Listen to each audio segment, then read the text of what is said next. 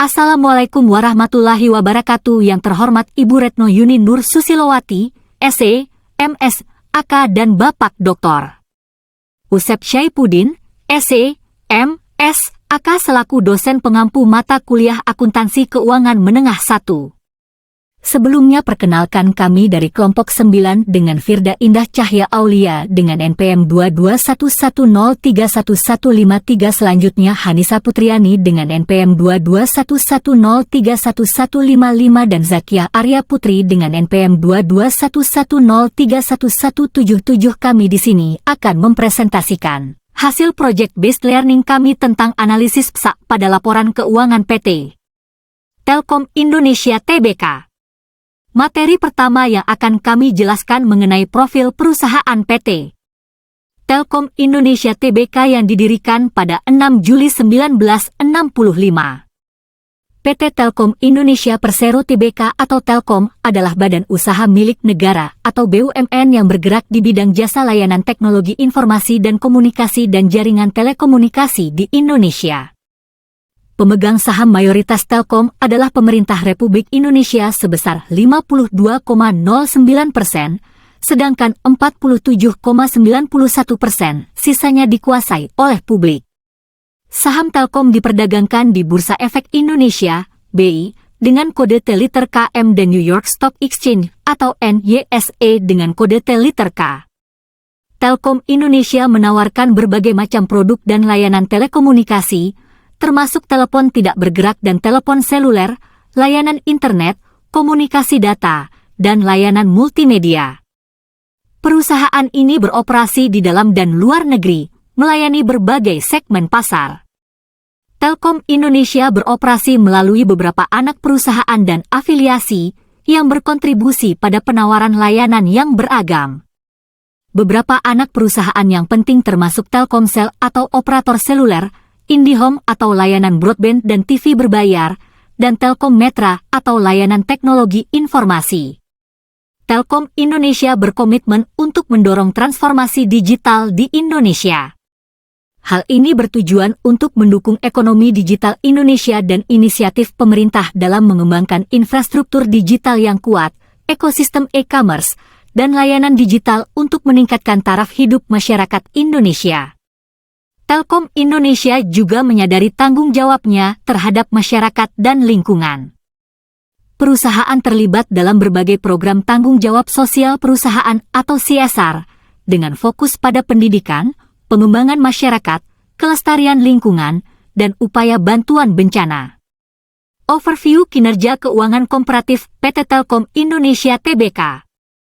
Pertama, pendapatan PT Telkom Indonesia Tbk periode 2020 sampai 2022 mengalami peningkatan sebesar 4,9% untuk tahun 2020 sampai 2021 dan pada tahun 2022 naik 2,9% dari tahun 2021. Hal ini dikarenakan terdapat kenaikan pada pendapatan data internet dan jasa teknologi informatika. Kedua, laba bersih PT Telkom Indonesia Tbk pada tahun 2022 mengalami penurunan 18,5% dari tahun 2021, sedangkan terjadi kenaikan sebesar 14,8% dari tahun 2020. PT Telkom Indonesia Persero Tbk melakukan beberapa perjanjian dengan pihak berelasi. Perusahaan juga memperoleh pinjaman penerusan dari pemerintah. Telkomsel juga mengadakan perjanjian dengan Indosat untuk menyelenggarakan jasa telekomunikasi internasional kepada pelanggan jaringan bergerak seluler GSM. Perusahaan menyediakan layanan sirkuit langganan kepada Indosat dan entitas anaknya, yaitu PT Indosat Mega Media dan PT Aplikanusa Lintasarta atau Lintasarta. Saluran ini dapat digunakan perusahaan-perusahaan tersebut untuk hubungan telepon, telegraf, data, telex, faksimili, atau jasa telekomunikasi lainnya. Ketiga, total liabilitas dan total ekuitas masing-masing mengalami kenaikan dan penurunan. Pada tahun 2022 mengalami kenaikan total ekuitas dari tahun 2021, tahun 2021 juga mengalami peningkatan dari tahun 2020. Sedangkan pada tahun 2022 total liabilitas mengalami penurunan dibandingkan pada tahun 2021. Lalu pada tahun 2021 terjadi kenaikan dari tahun 2020.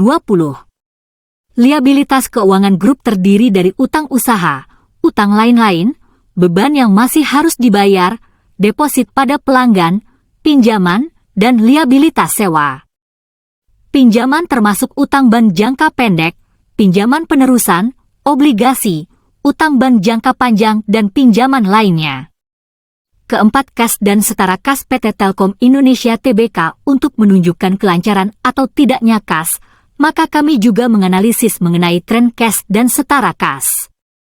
PT Telkom Indonesia Tbk. Mengalami tren turun pada tahun 2022 jika dibandingkan dengan tahun 2021. Yang artinya hal ini menunjukkan bahwa aktivitas arus kas dari entitas ini tidak lancar. Sedangkan di tahun 2021 mengalami tren naik jika dibandingkan dengan tahun sebelumnya yaitu tahun 2020. Hal tersebut menunjukkan pada tahun 2021 aktiva arus kas dari entitas ini lancar. Kas dan setara kas PT Telkom Indonesia Persero Tbk ini terdiri dari kas di tangan, kas dan bank, dan semua deposito berjangka yang tidak dibatasi penggunaannya, yang jatuh tempo dalam 3 bulan atau kurang sejak tanggal penempatan. Deposito yang jatuh temponya lebih dari 3 bulan tetapi tidak lebih dari 1 tahun disajikan sebagai aset keuangan lancar lainnya pada laporan posisi keuangan konsolidasian. Baiklah, selanjutnya terkait implementasi analisis PSAK nomor 1, 2, 14, 16, 48 dan 73 pada laporan keuangan PT Telkom Indonesia Tbk. Yang telah kami analisis. Pada kesempatan kali ini kami akan mempresentasikan terkait implementasi PSAK nomor 14 pada PT Telkom Indonesia Tbk. PSAK nomor 14 adalah pernyataan standar akuntansi keuangan yang menyajikan persediaan di mana persediaan adalah penentuan jumlah biaya yang diakui sebagai aset dan adanya perlakuan akuntansi selanjutnya atas aset tersebut sampai pendapatan yang diakui. Tujuan menurut PSAK nomor 14 adalah mengatur perlakuan akuntansi untuk persediaan. Permasalahan pokok dalam akuntansi persediaan adalah penentuan jumlah biaya yang diakui sebagai aset dan perlakuan akuntansi selanjutnya atas aset tersebut sampai pendapatan terkait diakui. Pernyataan ini menyediakan pedoman dalam penentuan biaya dan pengakuan selanjutnya sebagai beban, termasuk setiap penurunan menjadi nilai realisasi neto. Selanjutnya terkait ruang lingkup dapat dilihat pada tampilan berikut. Berikut analisis implementasi kepatuhan PSAK nomor 14 pada PT Telkom Indonesia Persero Tbk. Terdapat analisis terkait pencatatan, pengukuran, penyajian, dan pengungkapan. Pertama kami akan menjelaskan tentang pencatatan berdasarkan PSAK nomor 14 persediaan dan implementasinya pada perusahaan PT Telkom Indonesia Persero Tbk. Pencatatan berdasarkan PSAK nomor 14 menggunakan 2 sistem, yaitu sistem periodik dan yang kedua adalah sistem perpetual. Dan berdasarkan implementasi PSAK nomor 14 pada perusahaan PT Telkom Indonesia Persero Tbk mencatat semua transaksi secara terus-menerus sedangkan untuk penentuan harga pokok pemasangan sambungan baru disesuaikan pada perkembangan keuangan di Indonesia dan daerahnya atau perkotaan dan pedesaan maka dapat disimpulkan bahwa PT Telkom Indonesia Persero Tbk menggunakan metode perpetual.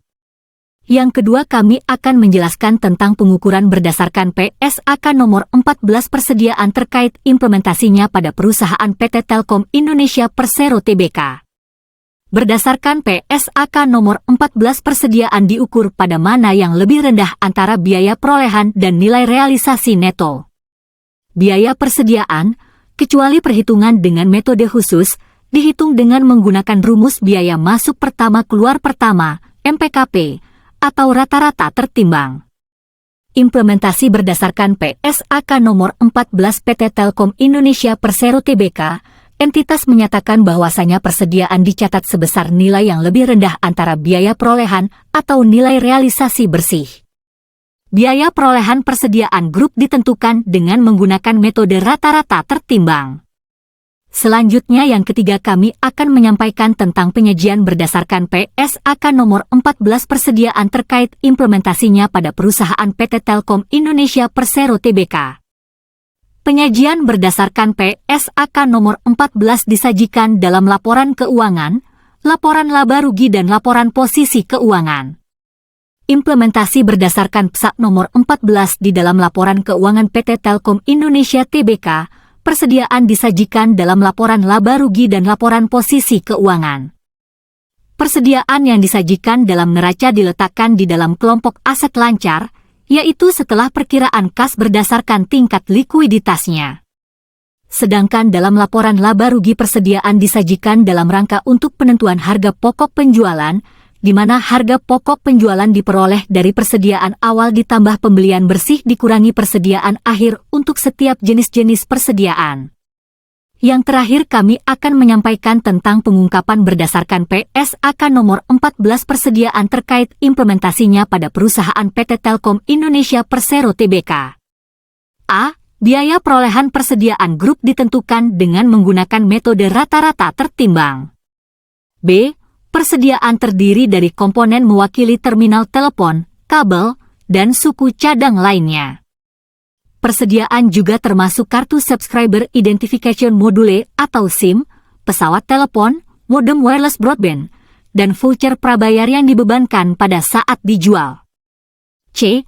Manajemen berpendapat saldo provisi atas persediaan usang cukup untuk menutup kerugian akibat dari penurunan nilai persediaan karena usang.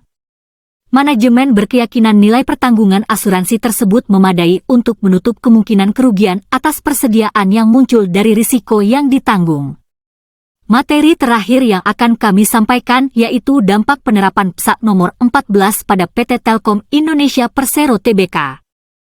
PSAK 14 pada PT Telkom Indonesia Tbk adalah perusahaan harus menghitung nilai persediaan dengan lebih akurat, menyajikan informasi persediaan yang lebih terinci, serta menjaga konsistensi dalam pengakuan dan pengukuran persediaan di seluruh departemen perusahaan. Dalam jangka panjang, penerapan PSAK 14 pada PT Telkom Indonesia Tbk dapat membantu perusahaan dalam meningkatkan efisiensi dan efektivitas manajemen persediaan, mengurangi biaya persediaan yang tidak produktif, serta meningkatkan keuntungan dan nilai perusahaan secara keseluruhan. Dengan demikian, dapat disimpulkan bahwa penerapan PSAK 14 pada persediaan akan memberikan dampak positif bagi perusahaan, terutama dalam hal meningkatkan akurasi laporan keuangan, efisiensi manajemen persediaan, serta pengambilan keputusan yang lebih baik. Cukup sekian penjelasan terkait kajian komprehensif implementasi PSAK pada PT Telkom Indonesia Persero Tbk. Memanglah presentasi kami banyak kekurangan, untuk itu kritik dan saran yang membangun diharapkan dari penonton. Sekian, terima kasih. Soalnya kalau terima jadi itu ngejoki. Kami akhiri, wassalamualaikum warahmatullahi wabarakatuh.